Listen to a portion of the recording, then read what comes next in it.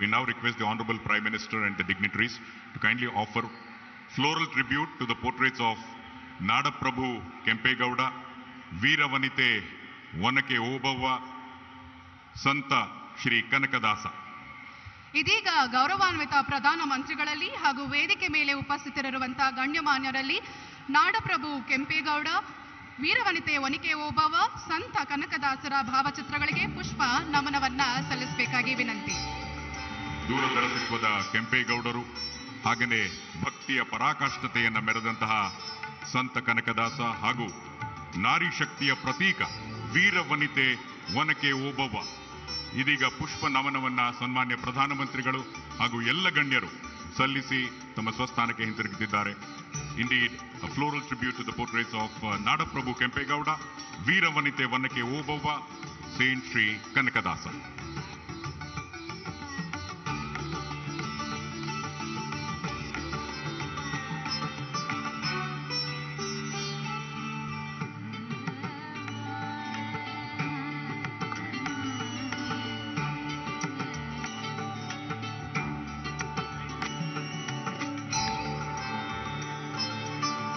ಬಂಧುಗಳೇ, ಈ ದಿನದ ಈ ಐತಿಹಾಸಿಕ ಕಾರ್ಯಕ್ರಮಕ್ಕೆ ಸನ್ಮಾನ್ಯ ಪ್ರಧಾನಮಂತ್ರಿಗಳಾದ ಶ್ರೀ ನರೇಂದ್ರ ಮೋದಿಜಿಯವರು ಆಗಮಿಸಿರೋದು ನಮಗೆಲ್ಲರಿಗೂ ಅತ್ಯಂತ ಹರ್ಷದಾಯಕವಾಗಿರತಕ್ಕಂಥ ಸಮಾಚಾರ. It's indeed a matter of great pride and privilege for all of us Kannadigas, the arrival of the Honorable Prime Minister. At this juncture, on behalf of the entire citizen fraternity of Karnataka, we request the Honorable Chief Minister Shri Basavaraj Bommai to kindly felicitate the Honorable Prime Minister Shri Narendra Modi ji. ಇದೀಗ ಕರ್ನಾಟಕ ರಾಜ್ಯದ ಸನ್ಮಾನ್ಯ ಮುಖ್ಯಮಂತ್ರಿಗಳಾದಂತಹ ಸನ್ಮಾನ್ಯ ಶ್ರೀ ಬಸವರಾಜ ಬೊಮ್ಮಾಯಿ ಅವರು ಗೌರವಾನ್ವಿತ ಪ್ರಧಾನಮಂತ್ರಿಗಳಾದಂತಹ ಸನ್ಮಾನ್ಯ ಶ್ರೀ ನರೇಂದ್ರ ಮೋದಿಜಿ ಅವರಿಗೆ ಗೌರವ ಸಮರ್ಪಣೆಯನ್ನ ಸಲ್ಲಿಸುವ ಮುಖೇನ ಕಾರ್ಯಕ್ರಮಕ್ಕೆ ಸ್ವಾಗತಿಸಲಿದ್ದಾರೆ. ಬಂಧುಗಳೇ, ನಾಡಪ್ರಭು ಕೆಂಪೇಗೌಡ ಅಪಾರ ದೂರದರ್ಶಿತ್ವವುಳ್ಳವರು. ಅದೇ ರೀತಿ ಪ್ರಧಾನಿ ನರೇಂದ್ರ ಮೋದಿ ಅವರು ಸಹ ಇಡೀ ಭಾರತ ದೇಶವನ್ನ ವಿಶ್ವಕ್ಕೆ ಮಾದರಿ ಎನ್ನುವಂತಹ ನಿಟ್ಟಿನಲ್ಲಿ ಮುನ್ನಡೆಸ್ತಾ ಇದ್ದಾರೆ. ಹಾಗೇನೆ ಪರಮಪೂಜ್ಯ ಸ್ವಾಮೀಜಿಗಳು ಸಹ ನರೇಂದ್ರ ಮೋದಿಜಿ ಅವರಿಗೆ ಆ ಕೆಂಪೇಗೌಡನ ಆ ಮಹಿಮೆಯನ್ನ ಇದರ ಮುಖೇನ ತಿಳಿಸ್ತಾ ಇದ್ದಾರೆ. ಹಾಗೇನೆ 108 ಅಡಿ ವಿಶ್ವದಲ್ಲಿ ಅತಿ ಎತ್ತರದ ಕಂಚಿನ ಪ್ರತಿಮೆ ಸ್ಟ್ಯಾಚ್ಯೂ ಆಫ್ ಪ್ರಾಸ್ಪೆರಿಟಿ, ಅದರ ಒಂದು ಮಾದರಿಯನ್ನ ನೆನಪಿನ ಕಾಣಿಕೆ ರೂಪದಲ್ಲಿ ಪ್ರಧಾನಮಂತ್ರಿಗಳಿಗೆ ಇದೀಗ ನೀಡಲಾಗ್ತಾ ಇದೆ. Thank you, Honorable Prime Minister Sir, for accepting the felicitations from Kannadigas. ಇದೀಗ ವೇದಿಕೆಯ ಸಂಪ್ರದಾಯದಂತೆ ತಮ್ಮೆಲ್ಲರನ್ನ ಸ್ವಾಗತಿಸಲಿದ್ದಾರೆ ಕೇಂದ್ರ ಸಚಿವರಾದಂತಹ ಶ್ರೀ ಪ್ರಹ್ಲಾದ್ ಜೋಶಿ ಅವರು. ಬಂಧುಗಳೇ, please welcome Honorable Union Minister Shri Prahlad Joshi G.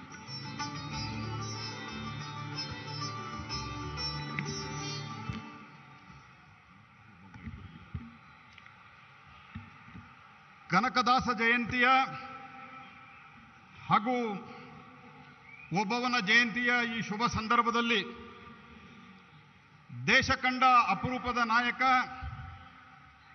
ಬಡವರ ಆಶಾ ಕಿರಣ ಸನ್ಮಾನ್ಯ ಶ್ರೀ ನರೇಂದ್ರ ಮೋದಿ ಅವರನ್ನ ತಮ್ಮೆಲ್ಲರ ಪರವಾಗಿ ಹೃತ್ಪೂರ್ವಕವಾಗಿ ನಾನು ಸ್ವಾಗತಿಸ್ತಾ ಇದ್ದೇನೆ. ವಂದೇ ಭಾರತ ಟ್ರೈನಿಗೆ, ಕಾಶಿ ಟ್ರೈನಿಗೆ, ಅದೇ ರೀತಿ 2400 ಗ್ರಾಮಗಳಿಂದ ಸುಮಾರು 4 ಕೋಟಿ ಜನರನ್ನ ಭಾಗವಹಿಸಿ ಮೃತ್ತಿಕೆಯನ್ನು ತಂದಂತಹ, ಅಂದರೆ ಮಣ್ಣನ್ನು ತಂದು ಕೆಂಪೇಗೌಡ ಸ್ಟ್ಯಾಚ್ಯೂವನ್ನು ಇವತ್ತಿಲ್ಲಿ ಪ್ರತಿಷ್ಠಾಪನೆ ಮಾಡಲಾಗಿದೆ. ಅದರ ಉದ್ಘಾಟನೆಯನ್ನು ಮಾಡಿ, ಈ ಟ್ರೈನನ್ನು ಉದ್ಘಾಟನೆ ಮಾಡಿ ಕನಕದಾಸರಿಗೆ, ಮಹರ್ಷಿ ವಾಲ್ಮೀಕರಿಗೆ ಗೌರವವನ್ನು ಅರ್ಪಿಸಿ ಸನ್ಮಾನ್ಯ ಪ್ರಧಾನಮಂತ್ರಿಗಳು ಇಲ್ಲಿಗೆ ಈ ಟರ್ಮಿನಲ್ ಅನ್ನು ಉದ್ಘಾಟನೆ ಮಾಡಿ, ಹೊಸ ಟರ್ಮಿನಲ್ ಅನ್ನು ಉದ್ಘಾಟನೆ ಮಾಡಿ ತಮ್ಮ ಮುಂದೆ ಆಗಮಿಸಿದ್ದಾರೆ. ಮತ್ತೊಮ್ಮೆ ಅವರಿಗೆ ಸ್ವಾಗತವನ್ನು ಕೋರ್ತಾ, ಇವತ್ತಿನ ಈ ಕಾರ್ಯಕ್ರಮದಲ್ಲಿ ಉಪಸ್ಥಿತರಿರುವಂತಹ ಆದಿಚುಂಚನಗಿರಿಯ ಮಹಾಸಂಸ್ಥಾನದ ಪರಮಪೂಜ್ಯ ಶ್ರೀ ನಿರ್ಮಲಾನಂದ ಮಹಾಸ್ವಾಮೀಜಿ ಅವರಿಗೆ, ಅದೇ ರೀತಿ ಪರಮಪೂಜ್ಯ ನಂಜಾವದಾತ ಸ್ವಾಮೀಜಿ ಅವರಿಗೆ ಗೌರವಪೂರ್ವಕವಾಗಿ ನಮಸ್ಕರಿಸಿ ಅವರಿಬ್ಬರನ್ನೂ ನಾನು ಹೃತ್ಪೂರ್ವಕವಾಗಿ ಭಕ್ತಿಪೂರ್ವಕವಾಗಿ ಸ್ವಾಗತವನ್ನು ಮಾಡ್ತಾ ಇದ್ದೇನೆ. ಅದೇ ರೀತಿ ಕರ್ನಾಟಕದ ರಾಜ್ಯಪಾಲರಾದಂತಹ ಶ್ರೀ ತಾವರ್ಚಂದ್ ಗೆಹ್ಲೋಟ್ ಅವರಿಗೆ, ಮತ್ತು ರಾಜ್ಯದ ಮುಖ್ಯಮಂತ್ರಿಗಳಾದಂಥ ಸನ್ಮಾನ್ಯ ಬಸವರಾಜ ಬೊಮ್ಮಾಯಿ ಅವರಿಗೆ ಮತ್ತು ಸನ್ಮಾನ್ಯ BS ಯಡಿಯೂರಪ್ಪನವರಿಗೆ ಮತ್ತು ವೇದಿಕೆ ಮೇಲೆ ಇರುವಂಥ ಎಲ್ಲ ಗಣ್ಯರಿಗೆ, ಎಲ್ಲ ಮಂತ್ರಿಗಳು, ಕೇಂದ್ರದ ಮಂತ್ರಿಗಳು, ಶಾಸಕರು, ಇವರೆಲ್ಲರಿಗೂ ನಾನು ಹೃತ್ಪೂರ್ವಕವಾಗಿ ಸ್ವಾಗತವನ್ನು ಕೋರ್ತಾ, ಇವತ್ತು ಈ ಕೆಂಪೇಗೌಡ ವಿಮಾನ ನಿಲ್ದಾಣ ಇದರ 2ನೇ ಟರ್ಮಿನಲ್, 1ನೇ ಟರ್ಮಿನಲ್ ಅಟಲ್ ಬಿಹಾರಿ ವಾಜಪೇಯಿ ಕಾಲದಲ್ಲಾಗಿದ್ದರೆ 2ನೇ ಟರ್ಮಿನಲ್ಲು ಸನ್ಮಾನ್ಯ ಬೊಮ್ಮಾಯಿ ಅವರು ಮತ್ತು ಪ್ರಧಾನಮಂತ್ರಿ ನರೇಂದ್ರ ಮೋದಿ ಅವರ ಕಾಲದಲ್ಲಿ ಆಗಿದೆ. ಅದೇ ರೀತಿ ಹಲವಾರು ಯೋಜನೆಗಳನ್ನು ಕೊಟ್ಟು ಬೆಂಗಳೂರಿಗೆ ಮೆಟ್ರೋ ಕೊಟ್ಟಿರುವಂತಹದ್ದು ನಮ್ಮ ಕಾಲದಲ್ಲಿ ಹಿಂದೆ. ಈಗ ಸಬರ್ಬನ್ ರೈಲನ್ನು ಕೊಟ್ಟು ಅನೇಕ ಕೊಡುಗೆಗಳನ್ನು ಬೆಂಗಳೂರಿಗೆ ಕೊಟ್ಟು ಇವತ್ತು ಸನ್ಮಾನ್ಯ ಪ್ರಧಾನಮಂತ್ರಿಗಳಲ್ಲಿ ಆಗಮಿಸಿದ್ದಾರೆ. ಅವರನ್ನು ಅತ್ಯಂತ ಹೃದಯಪೂರ್ವಕವಾಗಿ ಸ್ವಾಗತಿಸ್ತಾ ನನ್ನ ಮಾತನ್ನು ಮುಕ್ತಾಯಗೊಳಿಸೋದಕ್ಕಿಂತ ಮುಂಚಿತವಾಗಿ ಒಂದು ಸಂತೋಷದ ಸಂಗತಿಯನ್ನು ತಮ್ಮ ಮುಂದೆ ಹೇಳಲಿಕ್ಕೆ ಇಚ್ಛೆ ಪಡ್ತೇನೆ. ನಮ್ಮ ಬೆಳಗಾವಿಯ ಶ್ರೀನಿವಾಸ್ ಠಾಣೇದಾರ್ ಅಂತ ಅವರ ಹೆಸರು. ಮೂಲತಃ ಬೆಳಗಾವಿಯ ಚಿಕ್ಕೋಡಿ ಅವರು. ಅವರ ತಂದೆಯವರು ಒಬ್ಬ ಸಾಮಾನ್ಯ ಕ್ಲಾರ್ಕ್ ಆಗಿದ್ದರು. ಅವರು ಅಮೆರಿಕಾದಲ್ಲಿ ಹೋಗಿ ಮೊನ್ನೆ ನಡೆದಂಥ ಅಮೆರಿಕೆಯ ಸಂಸತ್ತು ಅಂದರೆ ಕಾಂಗ್ರೆಸ್ಸಿನ ಚುನಾವಣೆಯಲ್ಲಿ ಗೆದ್ದು ಬಂದಂತಹ ಒಬ್ಬ ಕನ್ನಡಿಗರನ್ನು ಸಹಿತ ಇದೇ ಸಂದರ್ಭದಲ್ಲಿ ನಾನು ಅವರಿಗೆ ಅಭಿನಂದನೆಯನ್ನು ಹೇಳ್ತಾ, ಅವರಿಗೆ ಹೃತ್ಪೂರ್ವಕವಾದಂತಹ ಅಭಿನಂದನೆಯನ್ನು ಹೇಳ್ತಾ, ನಾನು ತಮ್ಮೆಲ್ಲರನ್ನೂ ಇಷ್ಟು ದೊಡ್ಡ ಸಂಖ್ಯೆಯಲ್ಲಿ, ಇಷ್ಟು ಬೇಗ ಬೆಳಿಗ್ಗೆ ಇಷ್ಟು ದೊಡ್ಡ ಸಂಖ್ಯೆಯಲ್ಲಿ ಬಂದಿರುವಂತಹ ತಮ್ಮೆಲ್ಲರನ್ನೂ ಮತ್ತು ಮಾಧ್ಯಮದ ಸ್ನೇಹಿತರನ್ನು ಸ್ವಾಗತಿಸಿ ನನ್ನ ಮಾತನ್ನು ಮುಕ್ತಾಯ ಮಾಡ್ತಾ ಇದ್ದೇನೆ. ಜೈ ಹಿಂದ್, ಜೈ ಕರ್ನಾಟಕ.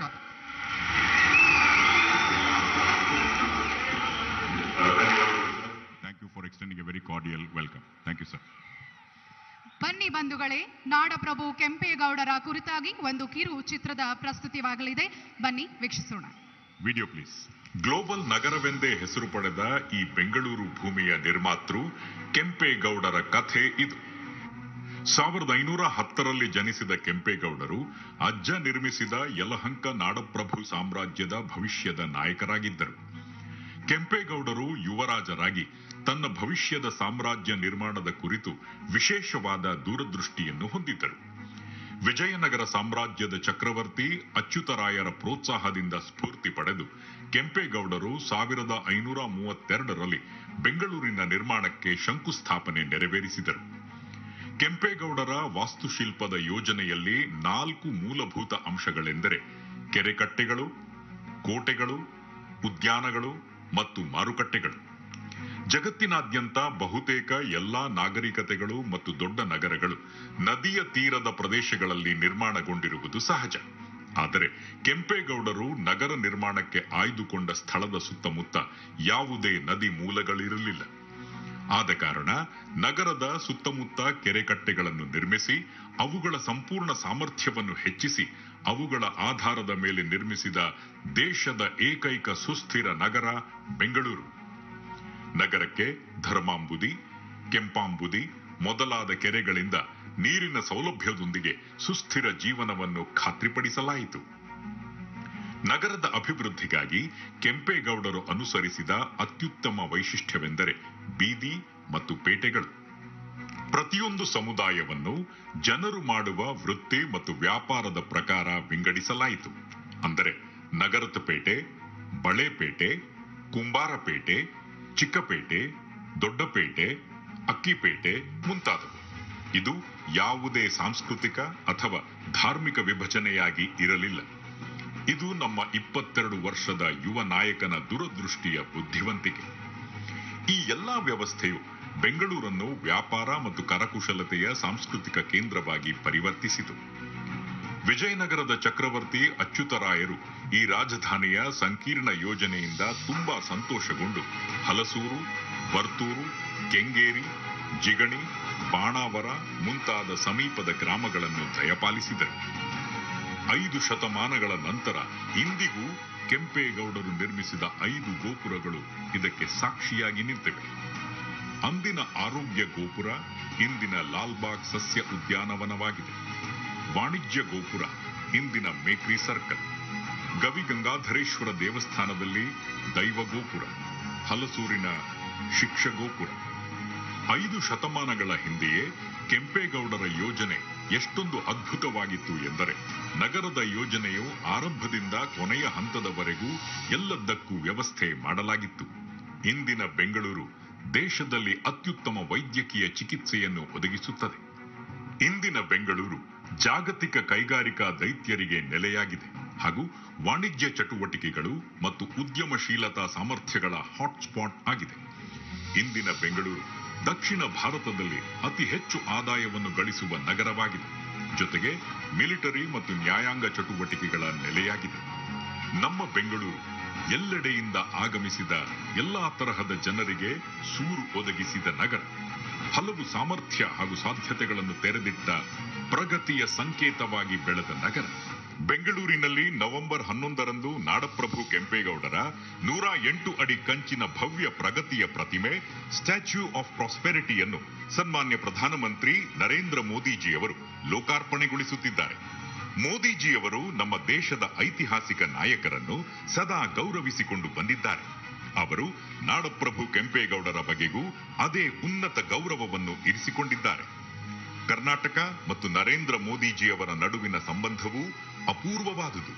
ಈ ಒಡನಾಟದ ಭಾಗವಾಗಿ ಅವರು ಕೆಂಪೇಗೌಡರ ಪ್ರಗತಿಯ ಪ್ರತಿಮೆಯನ್ನು ಅನಾವರಣಗೊಳಿಸಲಿದ್ದಾರೆ. ಇದು ಪ್ರಧಾನಮಂತ್ರಿ ಮೋದಿಜಿಯವರು ಕರ್ನಾಟಕ ಮತ್ತು ಕನ್ನಡಿಗರ ಬಗ್ಗೆ ಹೊಂದಿರುವ ಅಪಾರ ಪ್ರೀತಿ ಮತ್ತು ಗೌರವದ ದ್ಯೋತಕವಾಗಿದೆ. ನಾಡಪ್ರಭು ಕೆಂಪೇಗೌಡರಂತಹ ಓರ್ವ ಶ್ರೇಷ್ಠ ದೂರದೃಷ್ಟಿಯ ದಾರ್ಶನಿಕನಿಂದ ಪ್ರೇರಿತರಾಗಿ, ಓರ್ವ ಮಹಾನ್ ಯುಗ ಪುರುಷನಿಂದ ಪ್ರೇರಿತರಾಗಿ ನಾವೆಲ್ಲರೂ ಮುಂಬರುವ ಪೀಳಿಗೆಗೆ ಭವ್ಯ ಭವಿಷ್ಯವನ್ನು ರಚಿಸೋಣ. ಕೆಂಪೇಗೌಡರ ಹಾದಿಯಲ್ಲಿ ನಡೆಯೋಣ. ಬನ್ನಿ, ನಾಡ ಕಟ್ಟೋಣ. ಬನ್ನಿ, ನಾಡ ಕಟ್ಟೋಣ. ಇದಾಗಿತ್ತು ನಾಡಪ್ರಭು ಕೆಂಪೇಗೌಡರ ಕುರಿತಾಗಿ ಕಿರುಚಿತ್ರ. ಬಂಧುಗಳೇ, ಇನ್ನು ನಮ್ಮನ್ನೆಲ್ಲ ಉದ್ದೇಶಿಸಿ ಆದಿಚುಂಚನಗಿರಿ ಮಹಾಸಂಸ್ಥಾನದ ಪೀಠಾಧ್ಯಕ್ಷರಾದ ಗೌರವಾನ್ವಿತ ಜಗದ್ಗುರು ಶ್ರೀ ಶ್ರೀ ಶ್ರೀ ಡಾಕ್ಟರ್ ನಿರ್ಮಲಾನಂದನಾಥ ಮಹಾಸ್ವಾಮೀಜಿಯವರು ಆಶೀರ್ವಚನವನ್ನು ನೀಡಬೇಕಾಗಿ ವಿನಂತಿ. ಬಂಧುಗಳೇ, put your hands together and welcome Swamiji.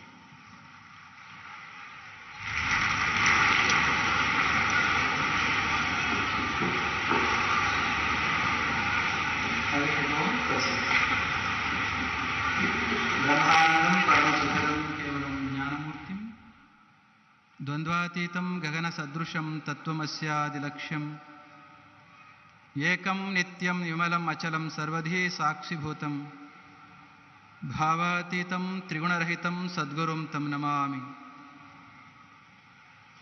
ಪ್ರಗತಿಯ ಪ್ರತಿಮೆ ಸ್ಟ್ಯಾಚ್ಯೂ ಆಫ್ ಪ್ರಾಸ್ಪೆರಿಟಿ ಇದರ ಉದ್ಘಾಟನಾ ಕಾರ್ಯಕ್ರಮದ ಈ ಪವಿತ್ರ ಗಳಿಗೆಯಲ್ಲಿ ನಮ್ಮೆಲ್ಲರ ಆರಾಧ್ಯ ದೈವಯೋಗಿ ಪದ್ಮಭೂಷಣ ಜಗದ್ಗುರು ಡಾಕ್ಟರ್ ಶ್ರೀ ಬಾಲ್ ಗಂಗಾಧರನಾಥ್ ಮಹಾಸ್ವಾಮೀಜಿಯವರ ದಿವ್ಯ ಚೇತನಕ್ಕೆ ಮನಸ ನಮಿಸಿ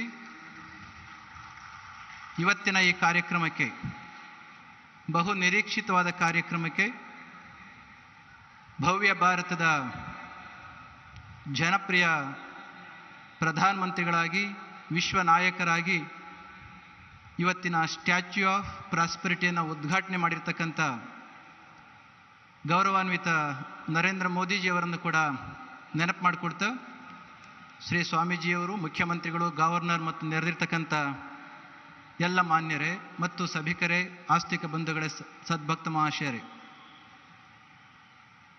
ಜೂನ್ 27, 2020 ಕರೋನಾ ತುತ್ತ ತುದಿಯಲ್ಲಿದ್ದಂಥ ಸಂದರ್ಭ. ಜೂನ್ 27 ನಾಡಪ್ರಭು ಕೆಂಪೇಗೌಡರ ಜನ್ಮದಿನಾಚರಣೆ. ಮಾನ್ಯ ಶ್ರೀ ಯಡಿಯೂರಪ್ಪನವರು ಈ ವರ್ಷದ ಜನ್ಮದಿನಾಚರಣೆಯನ್ನು ವಿಶೇಷವಾಗಿ ಆಚರಿಸ್ತೇವೆ ಅಂತ ಹೇಳಿ ಕರೋನಾ ಹೊತ್ತಿನಲ್ಲಿ ವಿಶೇಷವಾದ ರೀತಿಯಲ್ಲಿ ನಾಡಪ್ರಭು ಕೆಂಪೇಗೌಡರ 108 ಅಡಿ ಎತ್ತರದ ವಿಗ್ರಹವನ್ನು ಮಾಡುವುದರ ಮುಖಾಂತರ, ಅದಕ್ಕೆ ಅಸ್ಥಿಭಾರವನ್ನು ಹಾಕುವುದರ ಮುಖಾಂತರ ಪ್ರಾರಂಭ ಮಾಡಿದಂಥ ಒಂದು ಸವಿನೆನಪು ಜೂನ್ 27, 2020. ಕರೋನಾ ಕಾರಣದಿಂದ ಜಗತ್ತಿನ ಎಲ್ಲ ದೇಶಗಳ ಪ್ರಗತಿ ನಿಂತಿತ್ತು, ಚಟುವಟಿಕೆಗಳು ನಿಂತಿದ್ದು. ಆದರೆ ಪ್ರಗತಿಯ ಪ್ರತಿಮೆ ಮಾತ್ರ ಕೆಲಸ ನಿಲ್ಲಿಸಲಿಲ್ಲ. ಇವತ್ತು 2 ವರ್ಷಗಳ ನಂತರದಲ್ಲಿ ನಾಡಪ್ರಭು ಕೆಂಪೇಗೌಡರ ಪ್ರಗತಿಯ ಪ್ರತಿಮೆ ಪ್ರಗತಿಯ ದ್ಯೋತಕವಾಗಿ ಉದ್ಘಾಟನೆಗೊಂಡಿದೆ. ಅದಕ್ಕಾಗಿ ಮಾನ್ಯ ಪ್ರಧಾನಮಂತ್ರಿಗಳಿಗೆ ಸಮಸ್ತ ಕನ್ನಡ ನಾಡಿನ ಬಂಧುಗಳ ಪರವಾಗಿ ನಾವು ಅಭಿನಂದನೆಗಳನ್ನು ಸಲ್ಲಿಸ್ತೇವೆ. ಸ್ವಾಮಿ ವಿವೇಕಾನಂದರು ಹೇಳ್ತಾ ಇದ್ರು, if India lives who dies, if India dies who lives. Bharat ಉಳಿದರೆ ಎಲ್ಲರೂ ಉಳಿತಾರೆ, ಭಾರತ ಅಳಿದರೆ ಯಾರೂ ಉಳಿಲಿಕ್ಕೆ ಸಾಧ್ಯ ಇಲ್ಲ ಅಂತ. ಇದರ ಮೇಲೆ ಜ್ಞಾನದ ದೃಷ್ಟಿಯಿಂದ ಹೇಳಿದ ಮಾತು. ನಾಡಪ್ರಭು ಕೆಂಪೇಗೌಡರು ನಾಡನ್ನು ಆಳಿದ್ದಷ್ಟೇ ಅಲ್ಲ, ಅವರ ಧರ್ಮಪ್ರಭುಗಳು ಕೂಡ ಆಗಿದ್ದವರು. ಅಂತಹ ಧರ್ಮಪ್ರಭು ಕಟ್ಟಿದ ಬೆಂಗಳೂರಿನ ಸಂಕೇತವಾಗಿ ಹಲವಾರು ಸಾಧನೆಗಳನ್ನು ಇದುವರೆಗೂ ಕೂಡ ನಾವು ವಿಡಿಯೋದಲ್ಲಿ ನೋಡಿದ್ವಿ. ಮುಖ್ಯವಾಗಿ ಇವತ್ತು ಮಾನ್ಯ ಪ್ರಧಾನಮಂತ್ರಿಗಳು ಬಂದಿರತಕ್ಕಂಥ ಈ ಸಂದರ್ಭದಲ್ಲಿ 500 ವರ್ಷಗಳ ಹಿಂದೆ ಯಾವ ನಾಡಪ್ರಭು ಕೆಂಪೇಗೌಡರು ನಾಡನ್ನು ಕಟ್ಟುವ ಸಂದರ್ಭದಲ್ಲಿ ಎಲ್ಲ ಸಮುದಾಯದವರನ್ನು ಒಟ್ಟುಗೂಡಿಸಿ, the best resource of any country is the human resource. If skill is used for the prosperity and the development of the country, obviously the land or the country is going to be prospered. It is because of that he identified all the best skills of the people during that time, because of which 64 markets have come into existence based upon the skills. After 500 years of existence, our Honorable Prime Minister, having understood the basic necessity and the importance of setting the skill, he has created the skill setting, skill development, not only skill development, reskilling and upskilling. All these three concepts are given by our Narendra Modi ji, Prime Minister, Honorable Prime Minister, skilling India, reskilling India and upskilling India. Because if human potential is not used to its fullest extent, obviously any country, irrespective of its legacy, is not going to be prospered. Considering this aspect, he has given much importance for this. Second thing, one who knows the culture of the country, such person is going to derive the energy to rule the country. One who doesn't know the culture, obviously is going to suffer without having any energy. ಇವತ್ತು ನಮ್ಮ ನಾಡಪ್ರಭು ಕೆಂಪೇಗೌಡರು ಧರ್ಮಪ್ರಭುಗಳು ಸಂಸ್ಕೃತಿನ ರೂಢಿಸಿಕೊಂಡಿದ್ದಂಥವರು. ಅದೇ ದಾರಿನಲ್ಲಿ having understood the importance of the culture and the spirituality of this land, Narendra Modi ji has derived so much of energy. As a result, he is emerged as a great leader of this country and the world. ಒಂದು ಕಾಲ ಇತ್ತು ಜಗತ್ತಿನ ಬೇರೆ ಬೇರೆ ದೇಶದವರು ನಮ್ಮನ್ನು ಕೇಳಿ ನೀವು ಅಧಿಕಾರ ಮಾಡಿ ಅನ್ನೋ ಕಾಲ. Today we have reached such a stage wherein for the world problems, those countries have been approaching our country seeking the advice and they are getting pursued. It's all because of the ruling. Plato ಒಂದು ಮಾತನ್ನ ಹೇಳಿದ, always the ruler should be a philosopher or the philosopher should become a ruler. ಏನಾಗಂದ್ರೆ ಯಾರಿಗೆ ಜ್ಞಾನ ಇದೆಯೋ ಅವ ದೇಶವನ್ನು ಆಳಬೇಕು ಅಂತ. ಆದರೆ ನರೇಂದ್ರ ಮೋದಿಜಿಯವರು, ಕೆಂಪೇಗೌಡರು ಇವರೆಲ್ಲರೂ ಕೂಡ ಜ್ಞಾನದ ಜೊತೆಯಲ್ಲಿ ಕರ್ಮಜ್ಞಾನವೂ ಇರಬೇಕು ಅಂತಕ್ಕಂಥ ತೋರಿಸಿಕೊಟ್ಟವರು. ಒಂದು ಕಡೆ ಜ್ಞಾನ, ಇನ್ನೊಂದು ಕಡೆ ಕರ್ಮ, ಈ ಎರಡು ಮಿಳಿತ ಆದದ್ದಾದರೆ ದೇಶ ಉದ್ಧಾರ ಆಗುತ್ತೆ.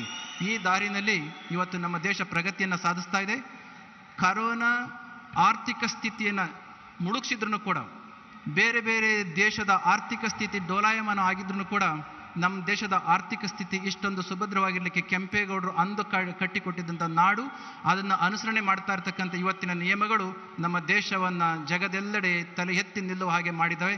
ಇಂತಹ ಹೊತ್ತಿನಲ್ಲಿ ಬಂದು ಪ್ರಗತಿಯ ಸಂಕೇತವಾಗಿರ್ತಕ್ಕಂಥ ನಾಡಪ್ರಭು ಕೆಂಪೇಗೌಡರ ಪ್ರತಿಮೆಯನ್ನು ಅನಾವರಣವನ್ನು ಮಾಡಿ ಸಮಸ್ತ ಕನ್ನಡಿಗರಿಗೆ, ಸಮಸ್ತ ಸಮುದಾಯದ ಬಂಧುಗಳಿಗೆ ಸಂತೋಷವನ್ನು ಉಂಟು ಮಾಡಿರ್ತಕ್ಕಂಥ ಮಾನ್ಯ ಶ್ರೀ ಪ್ರಧಾನಮಂತ್ರಿಗಳಾಗಿರ್ತಕ್ಕಂಥ ನರೇಂದ್ರ ಮೋದಿಜಿಯವರಿಗೆ ನಾವು ಮತ್ತೊಮ್ಮೆ ಅಭಿನಂದನೆಗಳನ್ನು ಸಲ್ಲಿಸ್ತಾ,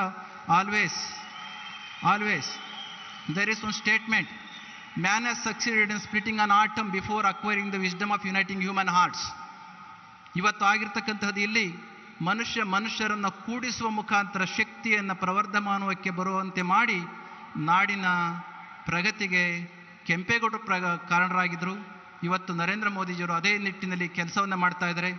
ಈ ಕೊನೆಯ ಮಾತಿನಲ್ಲಿ 2020 ಜೂನ್ 27 ಅಸ್ಥಿಭಾರ ಸಮಾರಂಭಕ್ಕೆ ಬಂದಂತಹ ದೇವೇಗೌಡರು ಇರ್ಬೋದು, SM ಕೃಷ್ಣ ಅವರು ಇರ್ಬೋದು, BS ಯಡಿಯೂರಪ್ಪನವರು ಇರ್ಬೋದು, ಬಂದಂಥ ಎಲ್ಲ ಮಹನೀಯರನ್ನು ಕೂಡ ಇಲ್ಲಿ ನೆನಪು ಮಾಡ್ಕೊಳ್ತಾ ಈ ಕಾರ್ಯಕ್ರಮಕ್ಕೆ ಬಂದು ಸಮಸ್ತ ಕನ್ನಡಿಗರಿಗೆ ಸಂತೋಷವನ್ನು ಉಂಟು ಮಾಡಿರ್ತಕ್ಕಂಥ ಭವ್ಯ ಭಾರತದ ಗೌರವಾನ್ವಿತ ಪ್ರಧಾನಮಂತ್ರಿಗಳಾಗಿರ್ತಕ್ಕಂಥ ನರೇಂದ್ರ ಮೋದಿಜಿಯವರಿಗೆ ಮತ್ತೊಮ್ಮೆ ಅಭಿನಂದನೆಗಳನ್ನು, ಧನ್ಯವಾದಗಳನ್ನು ಹೇಳ್ತಾ ನನ್ನ ಮಾತು ಮುಗಿಸ್ತೇನೆ. ಜೈ Shri Gurudev.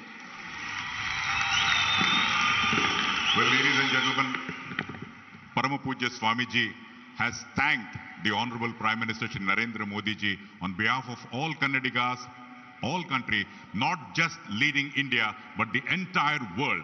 Let's give a round of applause. Parama Pujya ಸ್ವಾಮೀಜಿಗಳಿಗೆ ಅನಂತ ವಂದನೆಗಳನ್ನ ಸಲ್ಲಿಸೋಣ ಆಶೀರ್ವಚನಕ್ಕಾಗಿ. ಧನ್ಯವಾದಗಳು ಸ್ವಾಮೀಜಿ. ಇನ್ನು ನಮ್ಮೆಲ್ಲರನ್ನ ಉದ್ದೇಶಿಸಿ ಮಾತನಾಡಲು ಬರಮಾಡಿಕೊಳ್ಳೋಣ ಕರ್ನಾಟಕ ರಾಜ್ಯದ ಜನಪ್ರಿಯ ಮುಖ್ಯಮಂತ್ರಿಗಳಾದಂಥ ಸನ್ಮಾನ್ಯ ಶ್ರೀ ಬಸವರಾಜ ಬೊಮ್ಮಾಯಿ ಅವರನ್ನ. Please welcome the Honorable Chief Minister of Karnataka, Shri Basavaraj Bommai ji.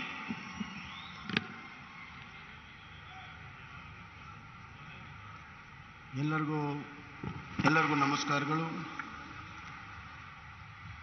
ಇಂದು ಕರ್ನಾಟಕದ ಅಭಿವೃದ್ಧಿಯ ಪಥದಲ್ಲಿ ಸುವರ್ಣ ಅಕ್ಷರದಲ್ಲಿ ಬರೆದಿಡುವಂಥ ಒಂದು ದಿನ. ಇಂದಿನ ಹಲವಾರು ಅಭಿವೃದ್ಧಿ ಕಾರ್ಯಕ್ರಮಗಳ ಮತ್ತು ನಾಡಪ್ರಭು ಕೆಂಪೇಗೌಡರ ಪ್ರಗತಿಯ ಪ್ರತಿಮೆಯನ್ನು ಅನಾವರಣ ಮಾಡಲು ಬಂದಿರುವಂಥ ನಮ್ಮ ನೆಚ್ಚಿನ ಪ್ರಧಾನಮಂತ್ರಿಗಳು, ವಿಶ್ವಮಾನ್ಯ ನಾಯಕರು, ನವ ಭಾರತದ ಪ್ರತೀಕವಾಗಿರುವಂಥ ಆತ್ಮನಿರ್ಭರ ಭಾರತವನ್ನು ಸಬ್ಕೆ ಸಾಥ್ ಸಬ್ಕಾ ವಿಕಾಸ್ ಕೊಟ್ಟಿರುವಂಥ ನೆಚ್ಚಿನ ಪ್ರಧಾನಮಂತ್ರಿಗಳಾದಂಥ ಶ್ರೀ ನರೇಂದ್ರ ಮೋದಿಜಿಯವರೇ, ಪರಮ ಪೂಜ್ಯ ನಿರ್ಮಲಾನಂದ ಮಹಾಸ್ವಾಮಿಗಳು,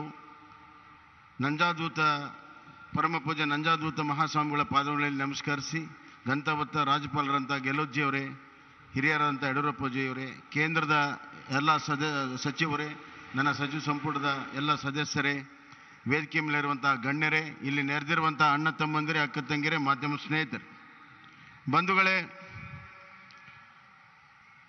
ಇವತ್ತು ಸನ್ಮಾನ್ಯ ಪ್ರಧಾನಮಂತ್ರಿಗಳು ಹಲವಾರು ಕಾರ್ಯಕ್ರಮದಲ್ಲಿ ಭಾಗವಹಿಸಿರುವಂಥದ್ದು ಅತ್ಯಂತ ಪ್ರಮುಖವಾಗಿದೆ. ಮೊಟ್ಟ ಮೊದಲನೇದು, ನಮ್ಮ ನಾಡಿಗೆ ಅತ್ಯಂತ ಶ್ರೇಷ್ಠ ಸಂತರಾದಂಥ ಕನಕದಾಸರ ಜನ್ಮದಿನೋತ್ಸವವನ್ನು ಪುಷ್ಪಾರ್ಚನೆಯನ್ನು, ಅದಾದ ಮೇಲೆ ಮಹರ್ಷಿ ವಾಲ್ಮೀಕಿಯವರ ಪುಷ್ಪಾರ್ಚನೆಯನ್ನು ಮಾಡಿ ಈ ನಾಡಿನ ಭಾವನೆಗಳಿಗೆ ಗೌರವವನ್ನು ಸಲ್ಲಿಸಿದ್ದಾರೆ ಅಂತ ಹೇಳಕ್ಕೆ ಇಚ್ಛೆಪಡ್ತೇನೆ. ಅದೇ ರೀತಿ ಇವತ್ತು ಇಲ್ಲಿ ಧೀರ ವೀರ ಒಣಕೆ ಓಬವ್ವ ನಾಡನ್ನು ಸಂರಕ್ಷಣೆ ಮಾಡೋದಕ್ಕೆ ತನ್ನ ಪ್ರಾಣವನ್ನೇ ತ್ಯಾಗ ಮಾಡಿರುವಂಥ ಒಣಕೆ ಓಬವ್ವನ ಗೌರವಾರ್ಪಣೆಯನ್ನು ಮಾಡಿದ್ದಾರೆ. ಹಾಗೂ ಒಂದೇ ಭಾರತದ ಇವತ್ತು ಏನು ರೈಲ್ವೆ ಟ್ರೇನನ್ನು ಉದ್ಘಾಟನೆ ಮಾಡಿ ಬೆಂಗಳೂರು ಮೈಸೂರು, ಬೆಂಗಳೂರು ಚೆನ್ನೈಗೆ ಬಹಳ ದಿನಗಳ ಬೇಡಿಕೆಯನ್ನು ಈಡೇರಿಸಿದ್ದಾರೆ. ಮತ್ತು ಬೆಂಗಳೂರಿನ 2ನೇ ಟರ್ಮಿನಲ್ಲು, ಅಂತಾರಾಷ್ಟ್ರೀಯ ಟರ್ಮಿನಲನ್ನು ಉದ್ಘಾಟನೆ ಮಾಡುವ ಮುಖಾಂತರ ಇಡೀ ಬೆಂಗಳೂರು ಏರ್ಪೋರ್ಟ್ ಇವತ್ತು ಭಾರತ ದೇಶದಲ್ಲಿ 2ನೇ ಅತಿ ದೊಡ್ಡ ಏರ್ಪೋರ್ಟ್ ಆಗಿ ಪರಿವರ್ತನೆ ಆಗಿದೆ. ಅವರಿಗೆ ನನ್ನ ವಿಶೇಷವಾಗಿರುವಂಥ ಕನ್ನಡ ನಾಡಿನ ಸಮಸ್ತ ಜನರ ಪರವಾಗಿ ಪ್ರಧಾನಮಂತ್ರಿ ನರೇಂದ್ರ ಮೋದಿಜಿಯವರಿಗೆ ಧನ್ಯವಾದಗಳನ್ನು ನಾನು ಹೇಳಕ್ಕೆ ಇಚ್ಛೆಪಡ್ತೀನಿ. ಬಂಧುಗಳೇ, ಹೆಚ್ಚಿಗೆ ಮಾತನಾಡುವಂಥದ್ದಿಲ್ಲ, ಈಗಾಗಲೇ ಪರಮ ಪೂಜ್ಯರೆಲ್ಲ ಹೇಳಿದ್ದಾರೆ. ಒಂದೇ ಒಂದು ಮಾತಿನಲ್ಲಿ ಹೇಳಬೇಕಾದ್ರೆ, ನಾಡಪ್ರಭು ಕೆಂಪೇಗೌಡರಿಗೆ ಬಗ್ಗೆ ಹೇಳಬೇಕಾದ್ರೆ, ವಿಜಯನಗರದ ಸಾಮ್ರಾಜ್ಯದ ಏನು ಒಂದು ಸುವರ್ಣ ಯುಗ ಇತ್ತು, ಆ ಸುವರ್ಣ ಯುಗದ ದರ್ಶನವನ್ನು ಈ ಬೆಂಗಳೂರು ಮತ್ತು ಸುತ್ತಮುತ್ತಲಿನ ಗ್ರಾಮಗಳಿಗೆ ಮಾಡಿ ತೋರಿಸಿರುವಂಥದ್ದು ಇವತ್ತು ನಾಡಪ್ರಭು ಕೆಂಪೇಗೌಡರು. ಅವರ ಒಂದು ದೂರದೃಷ್ಟಿಯಿಂದ ಇವತ್ತು ಬೆಂಗಳೂರು ನಗರ ಇಡೀ ವಿಶ್ವ ಮಾನ್ಯವನ್ನು ಪಡೆದಿದೆ. ಅವರು ಯೋಜನಾಬದ್ಧವಾದಂಥ ನಗರವನ್ನು ಮಾಡಿ, ಕೆರೆಕಟ್ಟೆಗಳ ನಿರ್ಮಾಣ ಮಾಡಿ, ಎಲ್ಲ ಪೇಟೆಗಳ ನಿರ್ಮಾಣ ಮಾಡಿ, ಜನರಿಗೆ ಸುಖ ಶಾಂತಿ ನೆಮ್ಮದಿ ವ್ಯಾಪಾರವನ್ನು ಮಾಡುವಂಥ ದೂರದೃಷ್ಟಿ ಏನು ಅವ್ರು ಕನಸು ಕಂಡಿದ್ರು ಅದನ್ನು ನೆನಸು ಮಾಡುವಂಥ ಸಾಮರ್ಥ್ಯ ಇರುವಂಥ ಒಬ್ಬ ದೂರದೃಷ್ಟಿಯ ನಾಡಪ್ರಭು ಅವರೇ ಕೆಂಪೇಗೌಡರು ಅನ್ನುವಂಥ ಮಾತನ್ನು ನಾನು ಹೇಳಕ್ಕೆ ಇಚ್ಛೆಪಡ್ತೀನಿ. ಬಂಧುಗಳೇ, ಕೆಂಪೇಗೌಡರಿಗೆ ಗೌರವ ಸಲ್ಲಿಸುವ ಮುಖಾಂತರ ಈ ನಾಡಿನ ಸಂಸ್ಕೃತಿ, ಪರಂಪರೆ, ಇತಿಹಾಸ ಮತ್ತು ಪ್ರಗತಿಪರ ಚಿಂತನೆಗೆ ಇವತ್ತು ನಾವು ಗೌರವವನ್ನು ಕೊಟ್ಟಂಗಾಗಿದೆ ಅನ್ನುವಂಥ ಮಾತನ್ನು ಈ ಸಂದರ್ಭದಾಗ ಹೇಳಿ, ನಾವು ಕೂಡ ಇವತ್ತು ಸಂಕಲ್ಪವನ್ನು ಮಾಡ್ತೇವೆ. ಕೆಂಪೇಗೌಡರ ಚಿಂತನೆಯಲ್ಲಿ, ಕೆಂಪೇಗೌಡರ ವಿಚಾರಧಾರೆಯಲ್ಲಿ, ಅವರ ನೀತಿಯಲ್ಲಿ, ಅವರ ರೀತಿಯಲ್ಲಿ ಈ ನಾಡನ್ನು ಕಟ್ಟಲು ನಾವು ಇಂದು ಸಂಕಲ್ಪವನ್ನು ನಮ್ಮ ಸರ್ಕಾರ ಮಾಡ್ತದೆ ಅನ್ನುವಂಥ ಮಾತನ್ನು ಹೇಳಿ, ಅಂದು ಒಬ್ಬ ವಿಕಾಸ ಪುರುಷ, ಅದಕ್ಕಾಗಿ ನಾವು ಸ್ಟ್ಯಾಚ್ಯೂ ಆಫ್ ಪ್ರಾಸ್ಪರಿಟಿ ಅಂತ ಇಟ್ಟಿದ್ದೇವೆ. ಪ್ರಗತಿಯ ಪ್ರತಿಮೆ, ಸಮೃದ್ಧಿಯ ಪ್ರತಿಮೆ. ಇವತ್ತು ನಮ್ಮ ಪ್ರಧಾನಮಂತ್ರಿಗಳ ನಾಡಿನಲ್ಲಿ statue of unity Sardar Vallabhbhai Patel ಅವರದಿದ್ದರೆ, ಇವತ್ತು ಇಲ್ಲಿಯ ಸರ್ದಾರ ಕೆಂಪೇಗೌಡರದು ಸ್ಟ್ಯಾಚ್ಯೂ ಆಫ್ ಪ್ರಾಸ್ಪರಿಟಿ ಇನ್ನು ನಾವು ಮಾಡಿದ್ದೇವೆ. ಪ್ರಧಾನಮಂತ್ರಿಗಳು ಇವತ್ತು ಆಧುನಿಕ ವಿಕಾಸ ಪುರುಷರು. ದೇಶದ ಹಲವಾರು ಸಮಸ್ಯೆಗಳನ್ನು, ಮೂಲಭೂತ ಸಮಸ್ಯೆಗಳನ್ನು ಬಗೆಹರಿಸಿ ಬಲಿಷ್ಠ ಭಾರತವನ್ನು ಕಟ್ಟಿ, ಇವತ್ತು ಆತ್ಮನಿರ್ಭರ ಭಾರತವನ್ನು ಮಾಡಿ, ಆ ಅಭಿವೃದ್ಧಿಯಲ್ಲಿ ಎಲ್ಲರಿಗೂ ಅವಕಾಶ ಕೊಟ್ಟು ಸಬ್ಕೆ ಸಾಥ್ ಸಬ್ಕೆ ವಿಕಾಸವನ್ನು ಮಾಡಿ ಅಂತಾರಾಷ್ಟ್ರೀಯ ಮಟ್ಟದಲ್ಲಿ ಭಾರತವನ್ನು ಇವತ್ತು ಅವರು ಅತ್ಯಂತ ಎತ್ತರಕ್ಕೆ ತೆಗೆದುಕೊಂಡು ಹೋಗಿದ್ದಾರೆ. ಇಡೀ ವಿಶ್ವದಲ್ಲಿ ಆರ್ಥಿಕ ಹಿಂಜರಿತ ಇದ್ದಂತಹ ಸಂದರ್ಭದಲ್ಲಿ ಇವತ್ತು ನಮ್ಮ ಭಾರತ ಆರ್ಥಿಕವಾಗಿ ಅತ್ಯಂತ ಪ್ರಬಲವಾಗಿ ಮುಂದುವರಿತಾ ಇದ್ದರೆ ಸನ್ಮಾನ್ಯ ನರೇಂದ್ರ ಮೋದಿಜಿಯವರ ಕಾರ್ಯಕ್ರಮ ಮತ್ತು ಯೋಜನೆಗಳೇ ಕಾರಣ ಅನ್ನುವಂಥ ಮಾತನ್ನು ಈ ಸಂದರ್ಭದಾಗ ಹೇಳಿ, ಒಬ್ಬ ವಿಕಾಸ ಪುರುಷನ ದಾರಿಯಲ್ಲಿ ನವ ಭಾರತ ನಿರ್ಮಾಣವನ್ನು ಮಾಡುತ್ತಿರುವಂಥ ನರೇಂದ್ರ ಮೋದಿಜಿಯವರ ಕೈಯಲ್ಲಿ ಕೆಂಪೇಗೌಡರ, ನಾಡಪ್ರಭು ಕೆಂಪೇಗೌಡರ ಮೂರ್ತಿ ಅನಾವರಣ ಆಗುತ್ತಿರುವಂಥದ್ದು ಅದು ದೈವ ಇಚ್ಛೆ ಅಂತ ನಾನು ಈ ಸಂದರ್ಭದಲ್ಲಿ ನಾನು ಹೇಳ್ತಾ, ಇವತ್ತು ಸನ್ಮಾನ್ಯ ಪ್ರಧಾನಮಂತ್ರಿಜಿಯವರು ಎರಡು ದೊಡ್ಡ ಕೊಡುಗೆಯನ್ನೇನು ಕೊಟ್ಟಿದ್ದಾರೆ. ಇವತ್ತು ನಮ್ಮ ವಂದೇ ಭಾರತ ಟ್ರೈನು ಮತ್ತು ನಮ್ಮ ಟರ್ಮಿನಲ್, ಅದಲ್ಲದೆ ಕಳೆದ ಬಾರಿ ಸಬರ್ಬನ್ ಟ್ರೈನ್ ಕೊಟ್ಟಿದ್ದರು, ಅಲ್ಲಿ ಕರಾವಳಿಯಲ್ಲಿ ಪೋರ್ಟ್ಸನ್ನು ಕೊಟ್ಟಿದ್ದಾರೆ. ನಿರಂತರವಾಗಿ ಕರ್ನಾಟಕದ ಅಭಿವೃದ್ಧಿಯಲ್ಲಿ ಬಹಳ ದೊಡ್ಡ ಬೆಂಬಲವನ್ನು, ಕೊಡುಗೆಯನ್ನು ಕೊಡ್ತಿರುವಂಥ ನಮ್ಮ ನರೇಂದ್ರ ಮೋದಿಜಿಯವರಿಗೆ ನನ್ನ ಸಮಸ್ತ ಕನ್ನಡರ ಪರವಾಗಿ ಅಭಿನಂದನೆಯನ್ನು ಸಲ್ಲಿಸಿ, ನಾಡು ಪ್ರಭು ಕೆಂಪೇಗೌಡರ ಒಂದು ಆಶೀರ್ವಾದ, ಅವರ ಸಂಕಲ್ಪದಿಂದ ನಾವು ಅದೇ ದಾರಿಯಲ್ಲಿ ಮುಂದುವರಿತೇವೆ ಅನ್ನುವಂಥ ಪುನರ್ ಸಂಕಲ್ಪವನ್ನು ಮಾಡಿ ನನ್ನ ಮಾತಿಗೆ ವಿರಾಮ ಹೇಳ್ತೇನೆ. ಧನ್ಯವಾದಗಳು. ಕರ್ನಾಟಕ ರಾಜ್ಯದ ಮುಖ್ಯಮಂತ್ರಿಗಳಿಗೆ ಧನ್ಯವಾದಗಳನ್ನು ಅರ್ಪಿಸ್ತಾ ಇದ್ದೀವಿ. ಬಂಧುಗಳೇ, ದ ಮೂಮೆಂಟ್ ಹಸ್ ಕಮ್. ಆ ಸಮಯ ಬಂದಿದೆ. Please put your hands together with A huge round of applause and welcome the honourable prime minister of India Shri Narendra Modi. ತಾವೆಲ್ಲರೂ ಅತ್ಯಂತ ಕಾತುರದಿಂದ ಕಾಯ್ತಿರುವಂತಹ ಕ್ಷಣ ಆಗಮಿಸಿದೆ.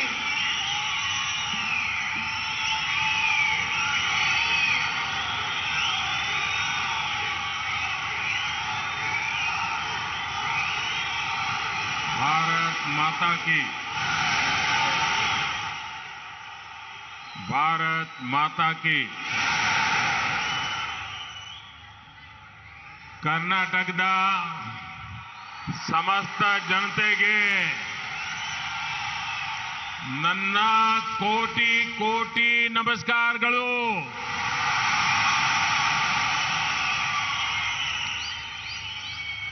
मंच पर विराजमान पूज्य स्वामी जी, कर्नाटका के गवर्नर श्री थावरचंद गहलोत जी, यहां के लोकप्रिय मुख्यमंत्री श्री बसवराज बोम्मई जी, पूर्व मुख्यमंत्री श्रीमान येदियुरप्पा जी,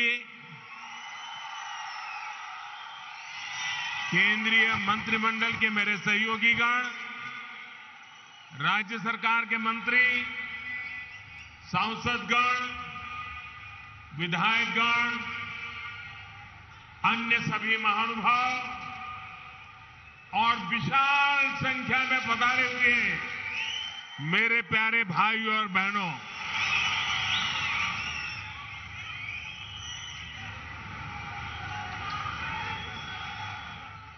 ये मेरा सौभाग्य है कि आज मुझे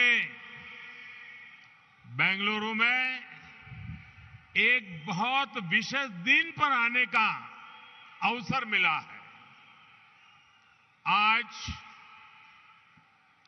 कर्नाटका की, देश की दो महान संतानों की जन्म जयंती है. संत कनकदास जी ने हमारे समाज को मार्गदर्शन दिया,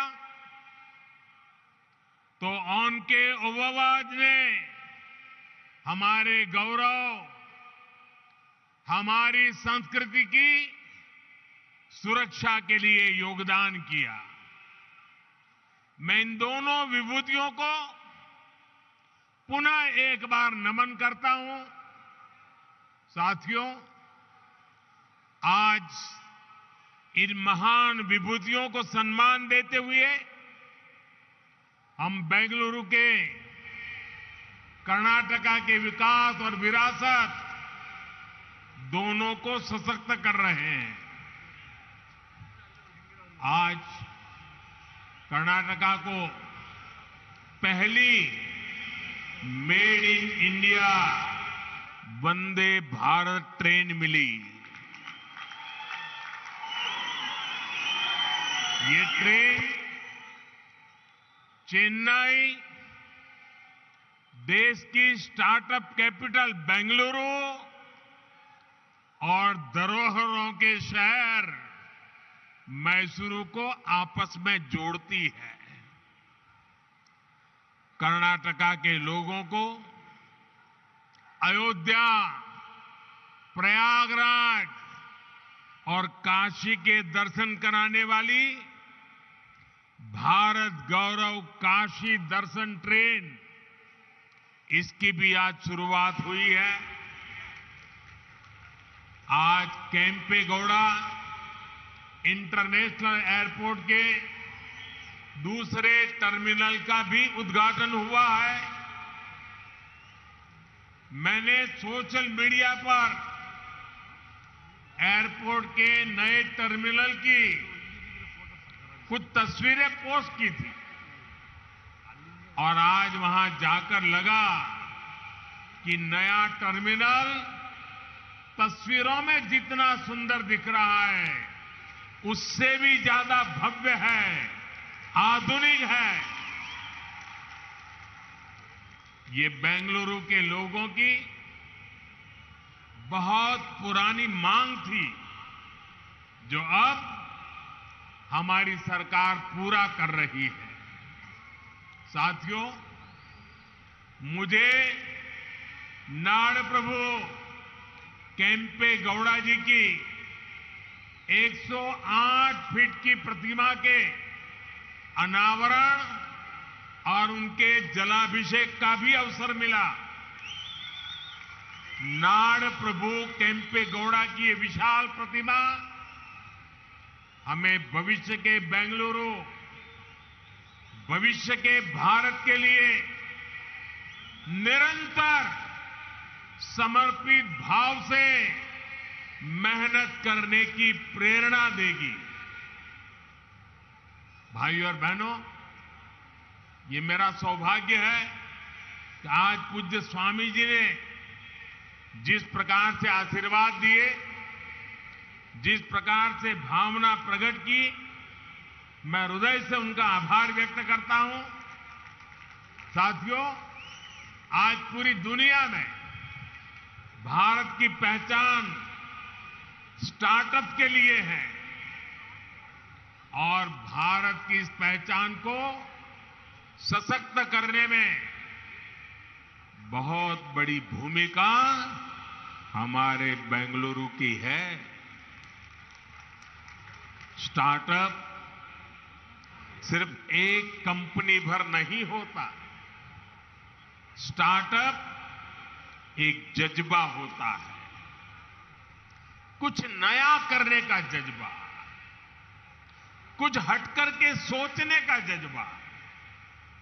स्टार्टअप एक विश्वास होता है हर उस चुनौती के समाधान का जो देश के सामने है।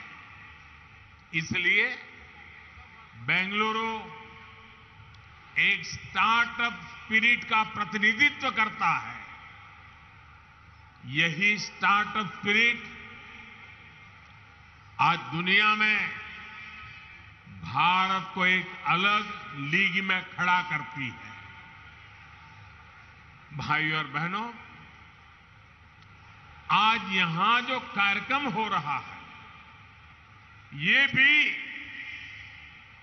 बेंगलुरु की इसी युवा स्पिरिट का प्रतिबिंब है। आज शुरू हुई वंदे भारत एक्सप्रेस भी सिर्फ एक नई ट्रेन नहीं है, बल्कि ये नए भारत की नई पहचान है। 21वीं सदी में भारत की रेलवे कैसी होगी, ये उसकी झलक है। वंदे भारत एक्सप्रेस इस बात का प्रतीक है कि भारत अब रुक रुक चलने वाले दिनों को पीछे छोड़ चुका है।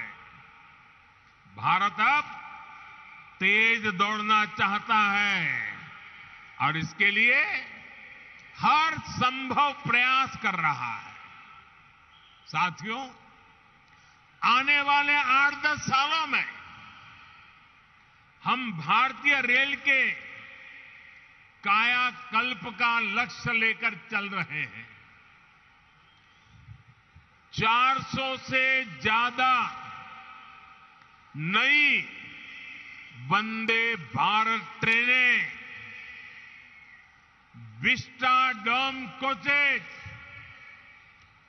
भारतीय रेल की नई पहचान बनने वाले हैं। मालगाड़ियों के लिए डेडिकेटेड फ्रेट कॉरिडोर, ट्रांसपोर्टेशन की गति बढ़ाएंगे और समय भी बचाएंगे।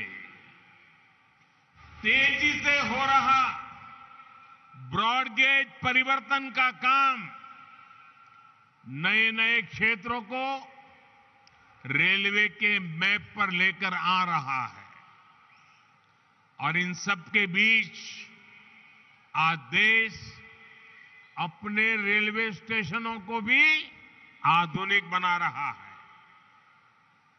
आज आप बेंगलुरु के सर एम विश्वेश्वरैया जी के रेलवे स्टेशन जाते हैं तो एक अलग ही दुनिया का अनुभव होता है।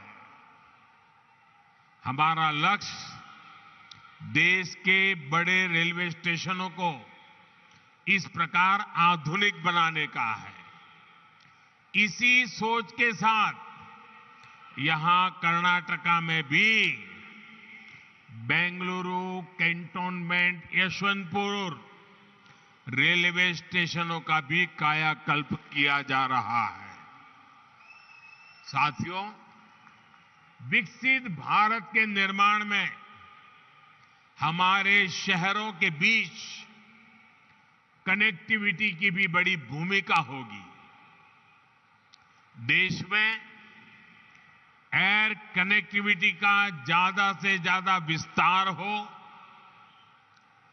हमारे एयरपोर्ट्स का विस्तार हो, ये आज समय की मांग है। बेंगलुरु एयरपोर्ट का नया टर्मिनल इसका उपयोग करने वाले पैसेंजर्स के लिए नई सुविधा लेकर आएगा। आज भारत दुनिया में एयर ट्रैवल के सबसे तेजी से बढ़ने वाले मार्केट में से एक है। जिस तरह देश आगे बढ़ रहा है, उसी तरह एयरपोर्ट्स पर पैसेंजर्स की संख्या भी बढ़ रही है। इसलिए हमारी सरकार देश में नए एयरपोर्ट्स का भी निर्माण करा रही है। 2014 से पहले देश में 70 के आसपास एयरपोर्ट थे, 70। अब इनकी संख्या 140 से ज्यादा हो गई है, डबल। बढ़ते हुए ये एयरपोर्ट्स हमारे शहरों का बिजनेस पोटेंशियल बढ़ा रहे हैं, नौजवानों के लिए नए अवसर भी बना रहे हैं।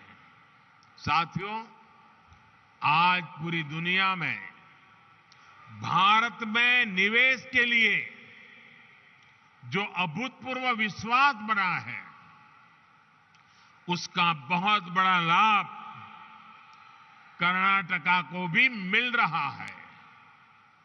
आप कल्पना कीजिए, बीते 3 वर्ष जब पूरी दुनिया कोविड से प्रभावित रही, तब कर्नाटका में लगभग 4 लाख करोड़ रुपए का निवेश हुआ। पिछले वर्ष एफडीआई को आकर्षित करने में कर्नाटका देश में अग्रणी रहा है। और ये जो निवेश हो रहा है, ये सिर्फ आईटी सेक्टर तक सीमित नहीं है, बल्कि बायोटेक्नोलॉजी से लेकर डिफेंस मैन्युफैक्चरिंग तक हर सेक्टर का यहां विस्तार हो रहा है। देश में एयरक्राफ्ट और स्पेसक्राफ्ट इंडस्ट्री में 25% हिस्सेदारी ये हमारे कर्नाटका की है। देश की सेना के लिए जो एयरक्राफ्ट और हेलीकॉप्टर हम बना रहे हैं, उसमें से लगभग 70% यही बनते हैं। देश में इलेक्ट्रिक व्हीकल मैन्युफैक्चरिंग में भी कर्नाटका बहुत आगे है। आज फॉर्च्यून 500 कंपनियों में से 400 से अधिक कंपनियां कर्नाटका में काम कर रही है, और ये लिस्ट लगातार बढ़ रही है। ये सब कुछ इसलिए हो रहा है क्योंकि आज कर्नाटका डबल इंजन की ताकत से चल रहा है। भाइयों और बहनों, आज बात चाहे गवर्नेंस की हो या फिर फिजिकल और डिजिटल इंफ्रास्ट्रक्चर के निर्माण की, भारत एक अलग ही लेवल पर काम कर रहा है। आज पूरी दुनिया हैरान होती है जब भारत के डिजिटल पेमेंट भीम यूपीआई के बारे में सुनती है। क्या 8 वर्ष पहले ये कल्पना करना भी संभव था? Made in India, 5G technology, क्या ये सोचा भी जा सकता था? इन सब में बेंगलुरु के युवाओं की, यहां के प्रोफेशनल्स की बहुत बड़ी भूमिका है। 2014 से पहले के भारत में ये चीजें कल्पना से परे थी। इसका कारण ये है कि तब जो सरकारें थी, उनकी सोच ही पुरानी थी। पहले की सरकारें स्पीड को लग्जरी तो स्केल को रिस्क मानती थी। हमने ये धारणा बदल दी है। हम स्पीड को भारत की आकांक्षा मानते हैं और स्केल को भारत की ताकत मानते हैं। इसलिए आज भारत पीएम गति शक्ति नेशनल मास्टर प्लान के तहत देश में इंफ्रास्ट्रक्चर का विकास कर रहा है। हम सभी साक्षी हैं कि कैसे अतीत में इंफ्रास्ट्रक्चर के निर्माण में सबसे बड़ी समस्या तालमेल की रहती थी। जितने ज्यादा विभाग, जितनी ज्यादा एजेंसियां, उतनी ही देरी निर्माण में होती थी। इसलिए हमने तय किया कि सबको एक प्लेटफॉर्म पर लाया जाए। आज पीएम गति शक्ति नेशनल मास्टर प्लान के तहत 1500 से ज्यादा लेयर्स भी हैं। डेटा विभिन्न एजेंसियों को सीधे उपलब्ध हो रहा है। आज केंद्र और राज्य सरकारों के दर्जनों मंत्रालय, दर्जनों विभाग इस प्लेटफॉर्म से जुड़ चुके हैं। आज देश नेशनल इंफ्रास्ट्रक्चर पाइपलाइन के तहत इंफ्रा पर लगभग 110 लाख करोड़ रुपए के निवेश का लक्ष्य लेकर चल रहा है। देश में ट्रांसपोर्ट के हर माध्यम एक दूसरे से जुड़े, एक दूसरे को सपोर्ट करें, इसके लिए देश का बल, पूरी ताकत मल्टी मॉडल इंफ्रास्ट्रक्चर पर है। कुछ समय पहले ही देश ने नेशनल लॉजिस्टिक पॉलिसी भी लॉन्च की है। ये पॉलिसी देश में ट्रांसपोर्टेशन का खर्च कम करने, ट्रांसपोर्टेशन को इनोवेटिव बनाने में मदद करेगी। साथियों, भारत को विकसित बनाने के लिए फिजिकल इंफ्रास्ट्रक्चर के साथ ही देश के सोशल इंफ्रास्ट्रक्चर का भी मजबूत होना उतना ही आवश्यक है।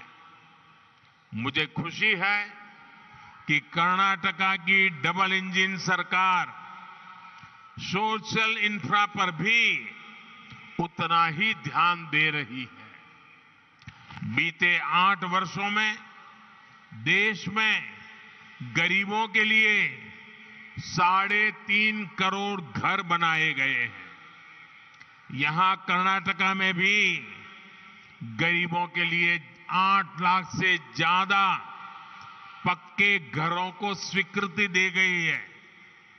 जल जीवन मिशन के तहत सिर्फ 3 वर्षों में ही देश में 7 करोड़ से अधिक घरों में पाइप से पानी की सुविधा पहुंचाई गई है।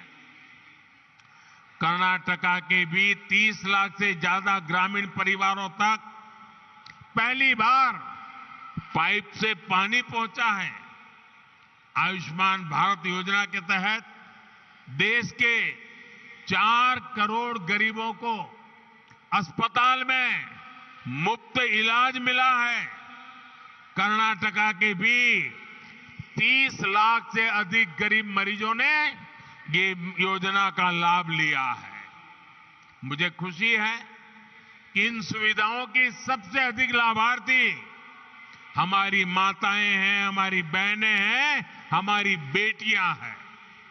भाइयों और बहनों, आज देश में छोटे किसान हो, छोटे व्यापारी हो, फिशरमैन हो, रेहड़ी पटरी ठेले वाले हो, ऐसे करोड़ों लोग पहली बार देश के विकास की मुख्य धारा से जुड़ रहे हैं।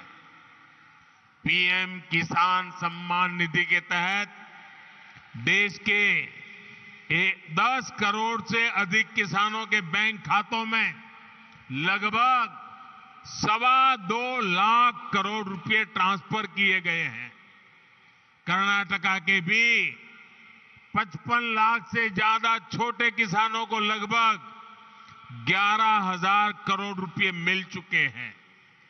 पीएम स्वनिधि के तहत देश के 40 लाख से अधिक रेहड़ी पटरी ठेले वाले भाई बहनों को आर्थिक मदद मिली है। इसका लाभ कर्नाटका के भी 2 लाख से ज्यादा स्ट्रीट वेंडर्स को हुआ है। साथियों, इस बार 15 अगस्त को लाल किले से मैंने अपने देश की विरासत पर गर्व की बात कही थी। हमारी ये विरासत सांस्कृतिक भी है, आध्यात्मिक भी है।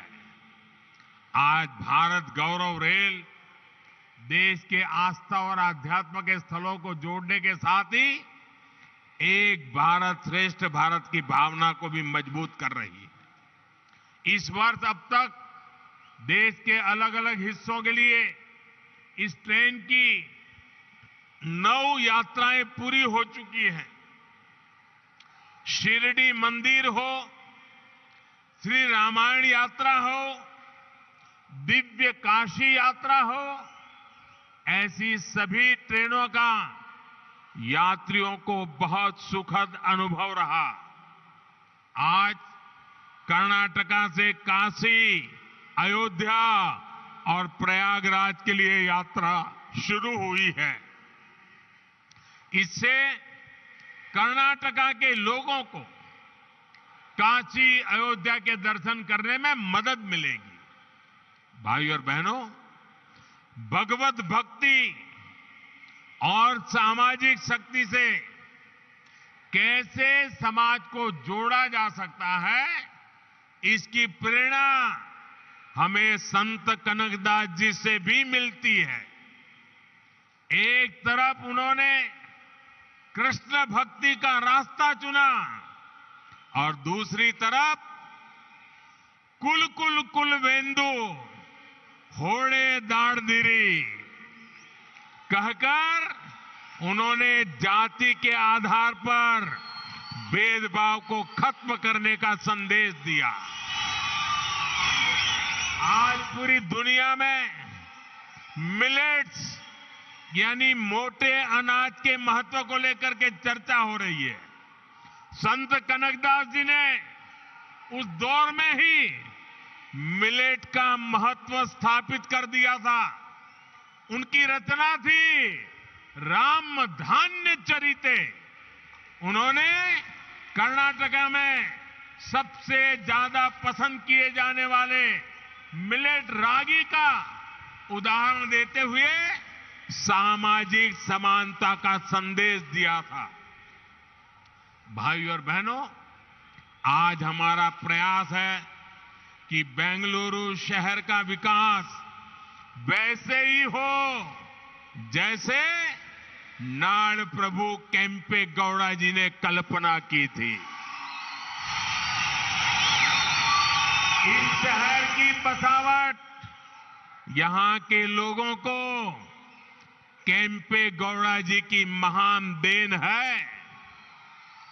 इस बसावट में उन्होंने जिन बारीकियों का ख्याल रखा है वो अद्भुत, अद्वितीय है। सदियों पहले उन्होंने बेंगलुरु के लोगों के लिए कॉमर्स, कल्चर और कन्वीनियंस की योजना तैयार कर दी थी। उनकी दूरदृष्टि का फायदा आज भी बेंगलुरु के लोगों को मिल रहा है। आज व्यापार, कारोबार, उसके रूप रंग भले ही बदल गए हो, लेकिन पेटे आज भी बेंगलुरु की कॉमर्शियल लाइफलाइन बना हुआ है। नाड़ प्रभु केम्पे गौड़ा जी का बेंगलुरु की संस्कृति को भी समृद्ध करने में अहम योगदान है। यहां का मशहूर गवि गंगाधरेश्वर मंदिर हो या बसवनगुड़ी इलाके के मंदिर, इनके जरिए केम्पे गौड़ा जी ने बेंगलुरु की सांस्कृतिक चेतना को हमेशा के लिए जीवंत बना दिया। बेंगलुरु शहर के लोग इस शहर की ऐसी बेमिसाल बसावट के लिए केम्पे गौड़ा जी के हमेशा आभारी रहेंगे। साथियों, बेंगलुरु अंतर्राष्ट्रीय शहर है। इसे हमें अपनी विरासत को संवारते हुए आधुनिक इंफ्रास्ट्रक्चर से समृद्ध करना है। ये सबका प्रयास से ही संभव है। एक बार फिर आप सभी को नए प्रोजेक्ट के लिए मैं बहुत बहुत बधाई देता हूं। पूज्य संतगण ने आकर के आशीर्वाद दिए, मैं उनका आभार व्यक्त करता हूं। और इतनी बड़ी तादाद में उमंग और उत्साह से भरे हुए कर्नाटका के नौजवान, कर्नाटक की माताएं बहनें, यहां का किसान हमें आशीर्वाद दे रहा है। मैं हृदय से आपका बहुत बहुत आभार व्यक्त करता हूं। धन्यवाद। बहुत बहुत धन्यवाद माननीय प्रधानमंत्री जी। ಒಂದು ಕಡೆ ಕರ್ನಾಟಕದ ಡಬಲ್ ಇಂಜಿನ್